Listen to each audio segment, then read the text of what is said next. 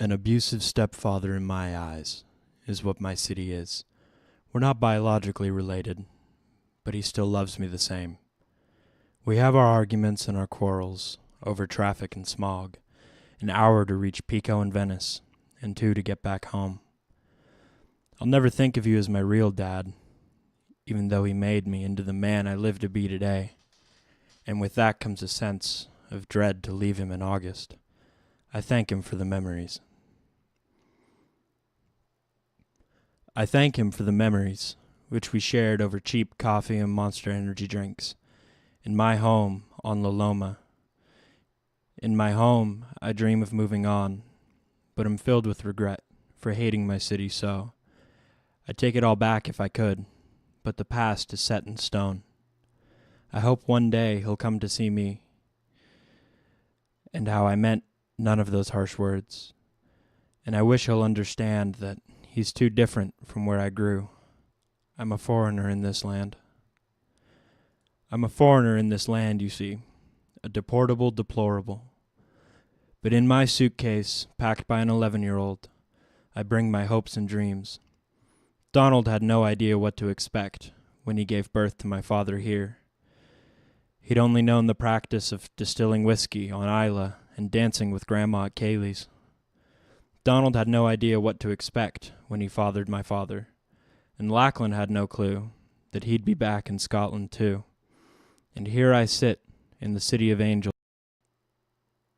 A charcoal sky quickly hovers over my desolate backyard, as my chest aches with pain from hiding and desperation. I know what's coming, yet I avoid confrontation.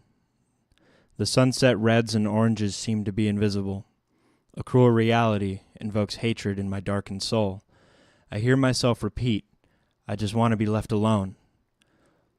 Those words ain't mean shit to this family.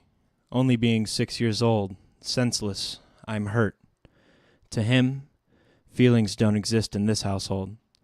They're just a figment of my imagination, or so he says. Hollywood, Santa Monica, and everything in between ain't ever exist. Growing up in an underserved community, there ain't no future. Or at least he chooses to believe it's a distorted reality because hope has vanished. My predetermination is poverty. My predetermination is poverty, but I'm going to rise from that.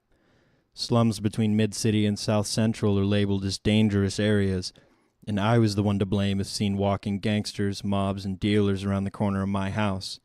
At a young age, we ain't comprehend the metaphysical. We ask ourselves, why take away from the poor? Go steal from the mighty rich white folk in Beverly Hills and Bel Air. There ain't much I can give you anyway. Societal fear instilled in these microscopic minds of children, taught to hate the person stealing instead of the action. We hear hip-hop and rap beats while them whites listen to country noise. Being a minority, I pretty much live a hard-knock life in the glorified city of L.A. People ain't gonna hand me shit down. I gotta devise a plan, strategize time, and work hard for what I want. In life, taking the shortcut won't get you the best measure. In life, taking the shortcut won't get you the best measure. Trust me on that one from personal experience. I know more than once I've been running late to school or work because that casual morning stop at Starbucks is my bad religion. Well, like I said, I've been there, done that, felt that emotion.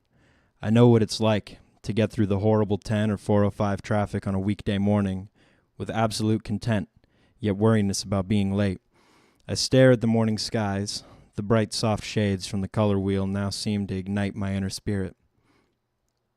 The beautiful art and car honking behind me simultaneously make me scream, "Fuck!" Finishing my homework and chugging down my latte, I rush